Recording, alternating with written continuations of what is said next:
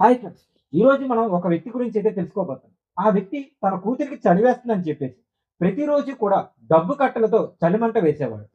తను సంపాదించిన డబ్బును గోదాముల్లో పట్టక పంట పొలాల్లో, బావుల్లో దాచిపెట్టేవాడు. తను గోదాముల్లో దాచిన డబ్బును ఎలుకలు సంవత్సరానికి $2,000,000 డబ్బుని ఎలుకలు కొరికి నాశనం చేసేవి. ఆయన నెలకి తన డబ్బు కట్టలను కట్టడానికి నెలకు వాడే రబ్బర్ బ్యాండు ఖర్చు $2,000 ఖర్చు. సో ఇంత డబ్బును ఈయన ఎలా సంపాదించాడంటే డ్రగ్స్ అమ్మడం ద్వారా.